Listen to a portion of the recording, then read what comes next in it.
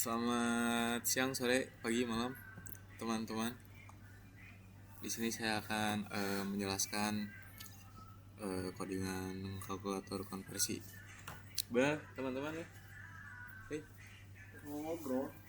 Enggak apa-apa kan, nyantai aja tuh. Pertama di sini ada include your stream. Fungsinya untuk library standar untuk mengaktifkan fungsi input output seperti scene dan code. Lalu ada using namespace std berfungsi agar kita tidak perlu menuliskan std di setiap perintah code atau scene. Sebelum masuk ke fungsi utama program, ini dibuat secara modular dengan membagi operasi aritmatika ke dalam fungsi-fungsi terpisah. Fungsi untuk mengembalikan hasil penjumlahan dua bilangan integer ada di sini. Lalu yang ini fungsi untuk mengambilkan hasil penguraan. Lalu yang ini, sebentar. Lalu yang ini fungsi untuk mengambilkan hasil perkalian. Lalu di float ini teman-teman, fungsi untuk mengambilkan hasil pembagian A bagi B dalam bentuk desimal, yaitu float. Lalu ada di integer itu modulus, integer A dan integer B. Fungsinya untuk mengembalikan sisa hasil bagi A bagi B. Ya, teman-teman. Lalu di integer main ini, nah di sini kita mulai masuk ke fungsi utama integer main. Di sini ada variabel integer bilangan 1 dan bilangan 2. Variabel ini untuk menyimpan nilai dari dua bilangan yang diinput user. Lalu variabel berskala desimal untuk menampung hasil perhitungan matematika kita dari float hasil. Lalu integer pilihan untuk menyimpan nomor menu 1 sampai 5 yang dipilih oleh user. Lalu ada di tampilan menu. Program pertama-tama akan menampilkan latar muka menu berbasis teks kepada pengguna.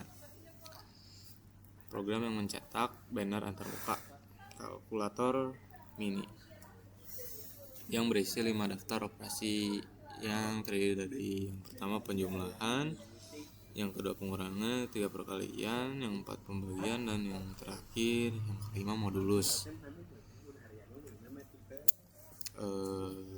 Lalu perintah scene ini dan pilihan digunakan untuk mengambil input angka menu dari user. Lalu ada struktur percabangan, switch pilihan. Selanjutnya program menggunakan kontrol keputusan switch dan cache nih untuk memproses logika sesuai dengan angka menu yang dimasukkan pengguna. Case pertama menampilkan teks Anda memilih penjumlahan, meminta user menginput bilangan 1 dan bilangan 2, menginput bilangan 1 dan bilangan 2, lalu memanggil fungsi tambah bilangan 1 bilangan 2, lalu hasilnya disimpan pada variabel hasil. Lalu di code ini menampilkan hasil penjumlahan ke layar, lalu di akhiri fungsi di break untuk keluar dari percabangan. Lalu di case 2 sama aja teman-teman, sama kayak tadi, cuman bedanya pengurangan. Tuh, Anda memilih pengurangan, masuk bilangan 1 dan bilangan 2, lalu nanti hasilnya ada di sini dan diakhiri di fungsi di break sini untuk menampilkan hasil perkalian ke layar.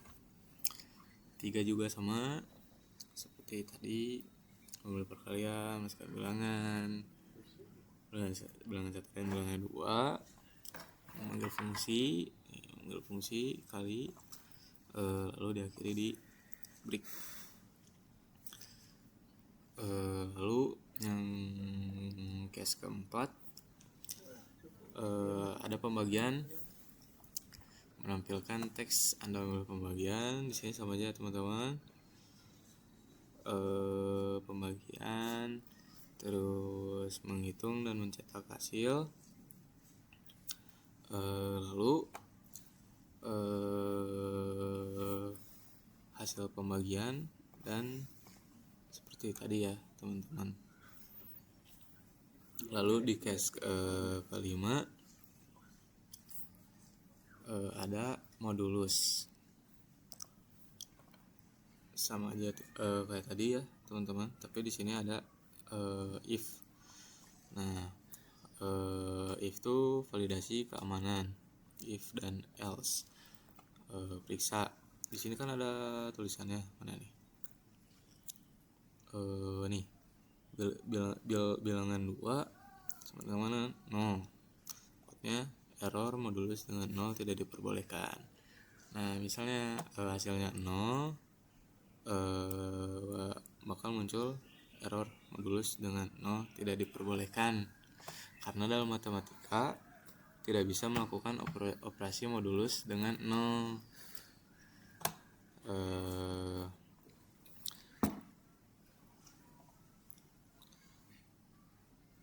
Jika bilangan 2 memanggil fungsi hitung modulus bilangan 1 bilangan 2,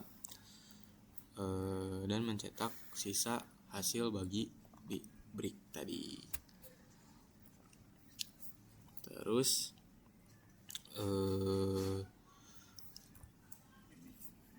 ada default case. Jika pengguna memasukkan angka di luar opsi 1-5, program akan masuk ke default dan menampilkan teks, tidak ada pilihan sorry. Lalu ada return. Return adalah penutup program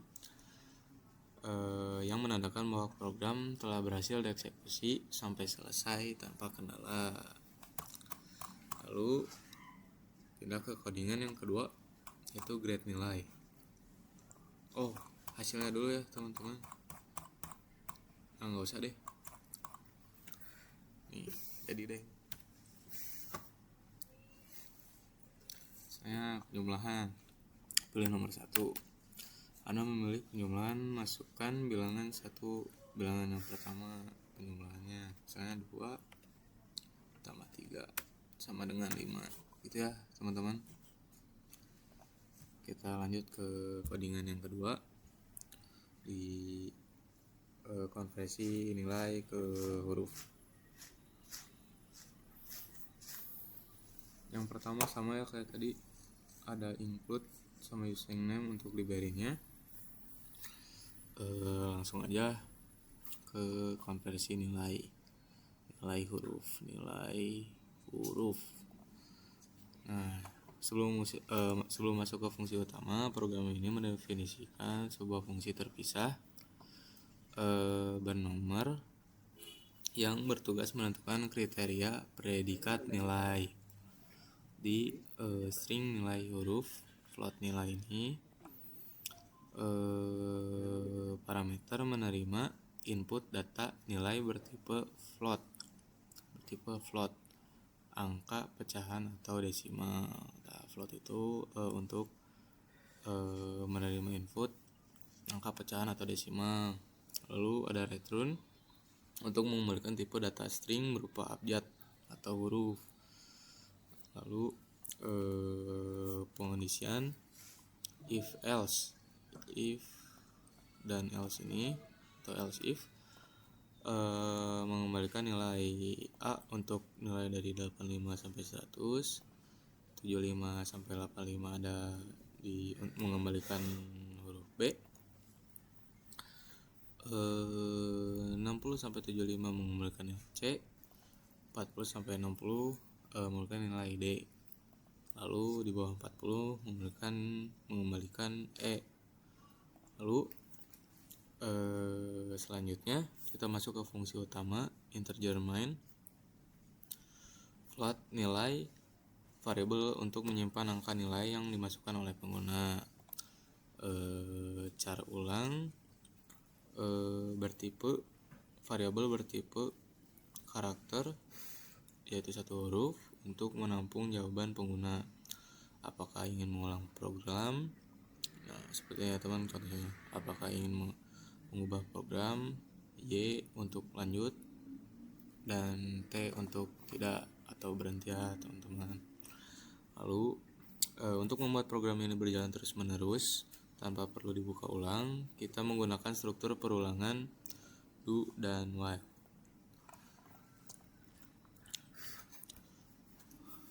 Di blok do meminta pengguna memasukkan angka melalui sin nilai, masukkan nilai, sin nilai, lalu memanggil fungsi nilai huruf nilai yang ini,